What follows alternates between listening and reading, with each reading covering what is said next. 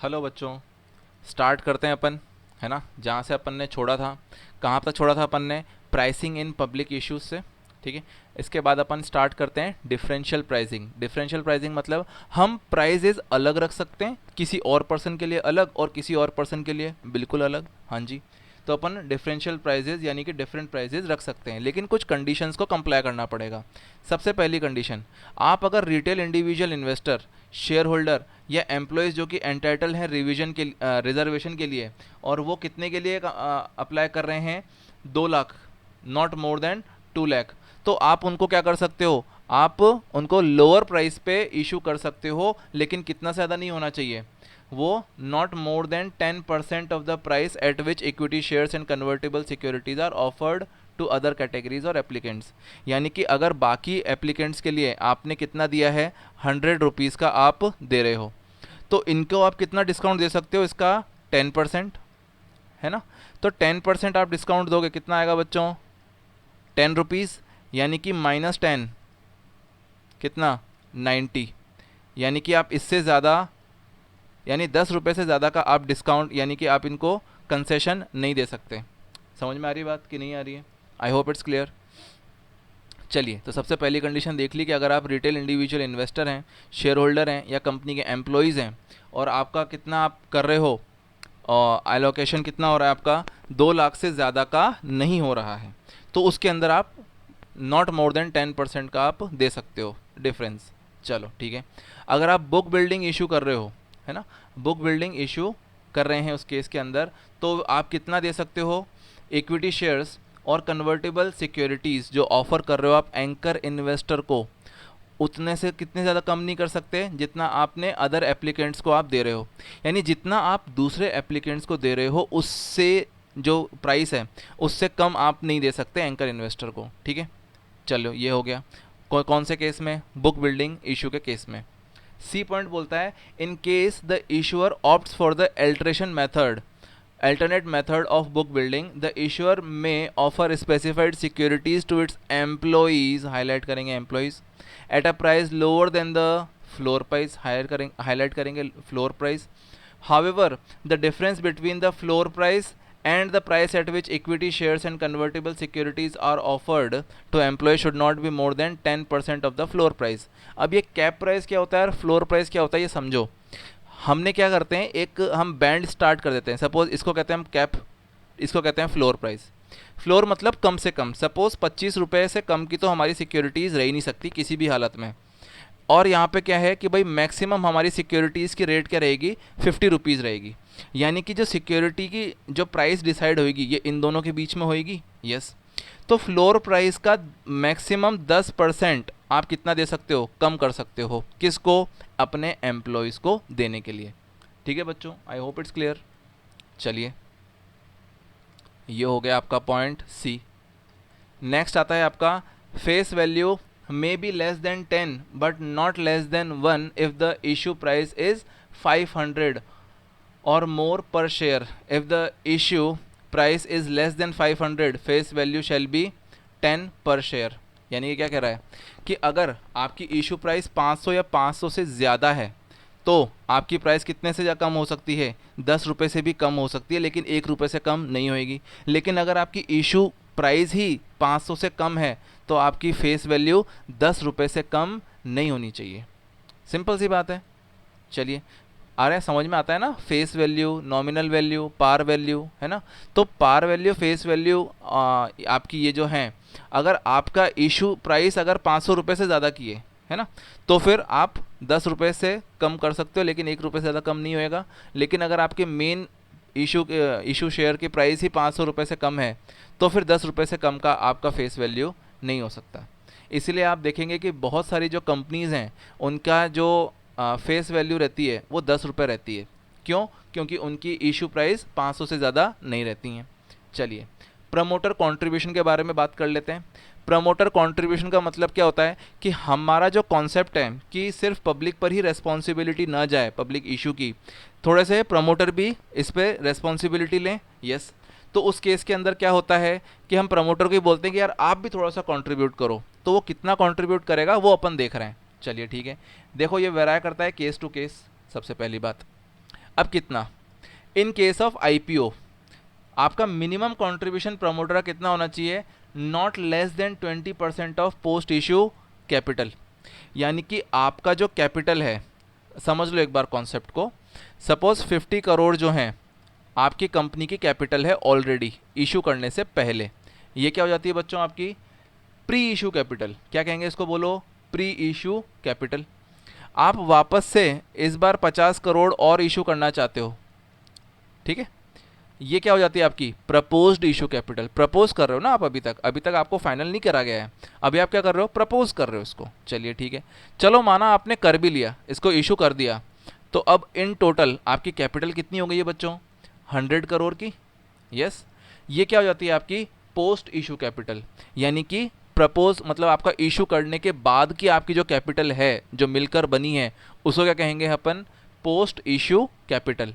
तो हमारे जो कितना कंट्रीब्यूशन करना है, इसका 20% से कम नहीं होना चाहिए कंट्रीब्यूशन। यस और no, yes, I hope you are getting my point. मैं क्या कहना चाह रहा हूँ, आप 50 करोड़ का 20% मत निकाल देना, ये क्या हो जाएगा प्री इशू कैपिटल हो जाएगा। आपको किसका निकालना है, post issue capital, that is 100 crore का, नॉट लेस देन 20%, यानी इतना तो आपको कैपिटल करना ही पड़ेगा, दैट इज 20 करोड़ का आपको कंट्रीब्यूशन करना पड़ेगा। चलिए, ये कौन से केस में, आईपीओ के केस में। लेकिन अगर एफपीओ है तो या तो वो कितना हो सकता है, 20% ऑफ प्रपोज्ड इशू साइज, जैसा कि मैंने आपको बोला ये रहा है ना, ये क्या है हमारा 50 करोड़ प्रपोज्ड इशू साइज, यानी इसका 20% निकाल लो, या फिर extent of 20% of post issue capital, या फिर इसका 20 करोड़ निकाल लो। इन दोनों में से कोई भी हो सकता है, whichever is less whichever is higher का कॉन्सेप्ट नहीं है यहाँ पर बच्चों, ठीक है।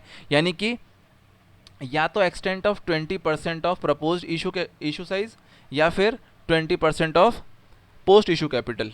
चलिए, सी पॉइंट, अगर कंपोजिट इशू होता है, कंपोजिट इशू मतलब आपका इक्विटी शेयर्स या फिर राइट इशू, अगर आप दोनों साथ में लेकर आते हो तो उसके अंदर क्या रहेगा, to the extent of 20% of proposed issue size, ये वाला 500 वाला 50 करोड़ वाला, और to the extent of 20% of post issue capital excluding the right issue component. यानी कि इसके अंदर राइट इशू का कंपोनेंट हटाने के बाद का आपका 20% आपको लेना पड़ेगा। तो इन दोनों में से कोई भी हो सकता है। चलिए ठीक है, आई होप इट्स क्लियर। तो अपन फुर्ती से बात कर लेते हैं। अगर आईपीओ है तो उस केस में कितना होगा, to the extent of 20% of post issue capital. अगर एफपीओ है तो to the extent of 20% of proposed issue size या फिर 20% ऑफ पोस्ट इशू साइज। और अगर कंपोजिट इशू है तो 20% ऑफ प्रपोज्ड इशू साइज या फिर 20% of post issue size excluding the right issue component. यानी कि राइट इशू का जितना पोर्शन है उसको हटा दो, उसके बाद जो बच रहा है उसका 20% निकालिए। चलिए, lock in of specified securities held by promoters. अब देखो कॉन्सेप्ट समझो इस चीज़ का, क्या कॉन्सेप्ट है। हम क्या कह रहे हैं कि यार आप जो पब्लिक से पैसा मांग रहे हो, तो यार पब्लिक से आप पैसा मांग रहे हो तो सारी की सारी रिस्पॉन्सिबिलिटी किसकी हो जाएगी, पब्लिक की। अगर प्रोजेक्ट आपका फेल होता है तो यार थोड़ी सी रिस्पॉन्सिबिलिटी आप भी लो। तो प्रमोटर को कहते हैं कि हाँ चलो ठीक है, हम थोड़ी सी रिस्पॉन्सिबिलिटी लेते हैं, जो कि हमने ऊपर पढ़ा कि आपको कितना कंट्रीब्यूट करना है, 20% ऑफ पोस्ट इशू साइज या जो भी, ठीक है। अब क्या करा, हमारे प्रमोटर बड़े शाणे लोग हैं, उन लोगों ने क्या करा कि जैसे ही खरीद तो लिया, लेकिन जैसे ही बाकी लोगों का पैसा आया ना, उन्होंने अपने शेयर्स क्या कर दिए, बेच दिए और अपना पैसा वापस ले लिया, ठीक है। तो अल्टीमेटली हमारा पर्पस डिफीट हो गया मिनिमम प्रमोटर कंट्रीब्यूशन का। इसको सस्टेन करने के लिए हम क्या बोलते हैं, बोले यार आप जो सिक्योरिटीज़ खरीद रहे हो ना, उसको अब क्या करो, अब लॉक इन भी रख दो। लॉक इन मतलब अब आप उसको ना तो उसके अंदर डील कर सकते हो, ना ही उसको सेल कर सकते हो, ठीक है। तो ये है हमारा कॉन्सेप्ट लॉक इन का। तो प्रमोटर कितने साल के लिए लॉक इन करेंगे, हाईलाइट कर लेना बच्चों, कितने साल के लिए लॉक इन रहता है, for the period of 3 years. सबसे पहली बात, कौन सी डेट से, date of commencement of commercial production या फिर date of allotment in the public issue whichever is later. यानी कि आपका date of commencement of commercial production, यानी कि जब आपको सर्टिफिकेट वगैरह मिलते हैं, ठीक है, आपको अप्रूवल मिलती है, और जब आपका कमर्शियल प्रोडक्शन स्टार्ट होता है, या तो वो वाली डेट, या फिर जब आपका पब्लिक इशू के अंदर आप अलॉटमेंट कर रहे हो, जो भी बाद में रहेगी ना, वहाँ से आपके 3 साल चालू हो जाएंगे, किसके, प्रमोटर के, ठीक है। चलो, promoter holding in excess of minimum promoter contribution is locked in for the period of 1 year. अब समझो क्या कहना चाह रहा है। हमने क्या बोला कि to the extent of 20% of post issue capital आप प्रमोटर कंट्रीब्यूशन रखो। हमारे प्रमोटर बहुत दिलदार लोग थे, अरे बोले 20% क्या बात कर रहे हो, हम 50% रखते हैं, लो लो। तो अब सवाल आता है यार, ये 50% की जो शेयर होल्डिंग है इसको हम लॉक इन कितना करें? क्या पूरे के पूरे 50%, 50 जो इनकी शेयर होल्डिंग है इसको 3 साल के लिए ब्लॉक कर दें? नहीं, उसमें क्या करेंगे हम कि जो 20% है ना, ये तो 3 साल के लिए लॉक इन हो जाएगा जो हमने अभी अभी पढ़ा, और जो रिमेनिंग है दैट इज़ 30%, ये 30% लॉक इन होएगा बच्चों 1 साल के लिए। ठीक है, I hope you are getting my point. तो ये देखो 50% अगर दिया है तो 20% जो मिनिमम प्रमोटर कंट्रीब्यूशन है वो 3 इयर्स के लिए लॉक इन, जो रिमेनिंग है वो 1 साल के लिए लॉक इन। चलिए, आई होप इट्स क्लियर। आगे बढ़ते हैं बच्चों। ठीक है, book building however excess promoter contribution in a further public offer are not subject to lock in. यानी कि हम क्या बात कर रहे हैं, किसके बारे में बात कर रहे हैं? अगर आईपीओ के होता है तो फिर ये रहेगा, लेकिन अगर एफपीओ होता है that is further public offer होता है, तो उस केस के अंदर आपका जो एक्सेस प्रमोटर कंट्रीब्यूशन है उसको लॉक इन करने की ज़रूरत नहीं है। ठीक है, आई होप इट्स क्लियर। चलो, बुक बिल्डिंग स्केड्यूल 11। ठीक है, बुक बिल्डिंग हम ऑलरेडी पढ़ के आ चुके हैं थोड़ा सा, कि बुक बिल्डिंग कब होता है? जब आप रेगुलेशन 6 की कंडीशंस जो 4 कंडीशंस हैं उसको अगर आप कंप्लाई नहीं कर पाते हो तो आप बुक बिल्डिंग के थ्रू भी अपना इशू ला सकते हो। हाँ जी, ला सकते हैं। तो आप क्या करते हो इसके अंदर? बुक बिल्डिंग एक ऐसा प्रोसेस है जिसके अंदर हम ये भी पढ़ चुके हैं बच्चों ऑलरेडी। बुक बिल्डिंग ऐसा प्रोसेस है जिसके अंदर हम डिमांड और प्राइस क्या करते हैं? एसर्टेन करते हैं कि कितनी हो सकती है, क्वांटम और प्राइसेस। चलिए ठीक है, कौन कौन से केसेस के अंदर? या तो स्पेसिफाइड सिक्योरिटीज़ के इशू के अंदर, या फिर इंडियन डिपॉजिटरी रिसिप्ट जब इशू कर रहे हैं उस केस के अंदर, तो अपन बुक बिल्डिंग इशू ला सकते हैं। चलिए, किसको फॉलो करते हुए? सेबी आईसीडीआर रेगुलेशन 2018 को फॉलो करते हुए हम बुक बिल्डिंग के थ्रू ला सकते हैं। हाँ जी, अब कुछ कंडीशन है कि अगर आप बुक बिल्डिंग में लाते हो तो आपको कितना परसेंट किसको एलोकेट करना पड़ेगा और रिमेनिंग परसेंट किसको एलोकेट करना पड़ेगा। आओ देखते हैं। अगर आप इशू कर रहे हो बुक बिल्डिंग प्रोसेस से तो आपको एलोकेशन करना पड़ता है किसका? Net offer to public. यानी नेट ऑफर टू पब्लिक मतलब क्या होता है? मतलब ये जो पोर्शन ऑफ इशू है ये पूरा का पूरा किसको जाएगा? पब्लिक को दिया जाएगा। तो उसके अंदर देखते सबसे पहले 35% आपको किसको देना पड़ेगा? रिटेल इंडिविजुअल इन्वेस्टर्स को। ठीक है, बचा कितना? 65%। 65% में से 15% आपको किसको देना पड़ेगा? देखो क्या लिखा है, नॉट लेस देन, यानी कि कम से कम 15, और नॉट लेस देन यानी कि कम से कम 35। चाहो तो इससे ज़्यादा भी दे सकते हो। ठीक है, तो नॉट लेस देन 15% आपको किसको देना पड़ेगा? नॉन इंस्टीट्यूशनल इन्वेस्टर्स को। यानी कौन होते हैं ये लोग? आपको ये भी बताया गया है, investors other than the retail individual investors and qualified institutional buyers. यानी कि नॉन इंस्टीट्यूशनल इन्वेस्टर्स को आपको कम से कम 15% का एलोकेशन करना पड़ेगा। सर ये कौन होते हैं भाई? रिटेल इंडिविजुअल इन्वेस्टर्स और क्यूआईबी को छोड़कर जो इन्वेस्टर्स होते हैं उनको क्या कहते हैं? नॉन इंस्टीट्यूशनल इन्वेस्टर्स कहते हैं। I hope it's clear. चलिए, अब बचा कितना? 50%। अगर आप कितना देते हो? बिल्कुल कट टू कट देते हो, यानी 35 इसमें दिया और 15 इसमें दिया, तब जाके बचता है आपके पास कितना?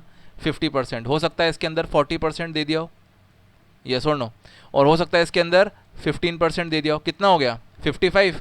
तो इसके अंदर कितना आएगा बच्चों? ऑटोमेटिकली 45% इसमें एलोकेट हो जाएगा। आई होप आप समझ पा रहे हो। अल्टीमेटली 100% है ये, यस और नो? यस। तो नॉट मोर देन 50% आपको क्यूआईबी को देना पड़ेगा, जिसमें से इस 50% में से 5% आप किसको दोगे? म्यूचुअल फंड्स के अंदर डालोगे। ठीक है, ये 5% किसका निकालना है? 50% का निकालना है 5%। ठीक है, चलो आ जाओ अपन और नीचे बात करते हैं। हमने सबसे पहले क्या पढ़ा भाई? एलोकेशन किसके केस में? भाई अगर आप इशू कर रहे हो बुक बिल्डिंग प्रोसेस के थ्रू। चलो ठीक है भैया, provided that in addition to the 5% allocation available in terms of clause 3, mutual fund shall be eligible for the allocation under the balance available for qualified institutional buyers। यानी कि आपने जो ये 50% है ना बच्चों, ये वाला 50%, इसका 5% निकाल के दे दिया म्यूचुअल फंड को। ठीक है, बचा कितना? 95%। सर ये 50 में से 5% निकालो तो 95 कैसे बचता है, मैं बताऊं। सपोज़ ये 50% कितना आ रहा है, 50 करोड़, ठीक है। इसका 5% यानी कि कितना हो जाएगा रिमेनिंग, 95%। यस और नो, अब हुआ। तो इसका 5% निकालने के बाद जो 9% जो 95% बच रहा है, अब वो 95% आप QIB को इशू नहीं कर पाए। सपोज हो सकता है ओनली 75% ही इशू हुआ उसका भी, तो आप रिमेनिंग किसको दे सकते हो, म्यूचुअल फंड को दे सकते हो, सिंपल। ठीक है, यानी यहाँ से कुछ बच जाए तो म्यूचुअल फंड को दे दो। चलिए नेक्स्ट बात करते हैं। In an issue made through book building process under sub regulation 2 of regulation 6, यानी कि आप किसके अंदर अब कर रहे हो, रेगुलेशन 6 के सब रेगुलेशन 2 के अंदर अगर बुक बिल्डिंग प्रोसेस के थ्रू अगर आप कर रहे हो तो एलोकेशन आपका कैसा रहेगा वो बता रहा है। सबसे पहला आपका allocation not more than 10% to retail individual investors, यानी कि आपका अगर 100% है ना नेट ऑफर टू पब्लिक, उसका 10% निकालकर रिटेल इंडिविजुअल इन्वेस्टर्स को एलोकेट कर दो, ठीक है। सेकंड बोलता है आपको नॉट मोर देन 15%, देखो कंडीशन, देखो डिफरेंस समझो, यहाँ पे नॉट लेस देन है, यानी कि आप इससे ज़्यादा दे सकते हो, लेकिन यहाँ पे नॉट मोर देन है, यानी कि आप चाहकर भी 10% से ज़्यादा नहीं दे सकते रिटेल इंडिविजुअल इन्वेस्टर्स को। और सेकंड पॉइंट में आप चाहकर भी 15% से ज़्यादा नहीं दे सकते नॉन इंस्टीट्यूशनल इन्वेस्टर्स को। चलो ठीक है, यानी कि सपोज आपने इसके अंदर 7% दिया, क्या दे सकते हो, क्या बिल्कुल दे सकते हैं, कोई दिक्कत नहीं है। यहाँ पे हमने सिर्फ 1% ही दिया, क्या हम दे सकते हैं, क्या बिल्कुल दे सकते हो, कोई दिक्कत नहीं है बच्चों। कितना परसेंट बच रहा है अभी भी, 82%, सॉरी 92% आई गेस। तो आपको देखो लिखा हुआ है नॉट लेस देन 75%, यानी कम से कम 75% आपको QIB को तो देना ही पड़ेगा, यानी इस केस के अंदर 92% आपको किसको देना पड़ेगा, QIB को देना पड़ेगा। I hope you are getting my point.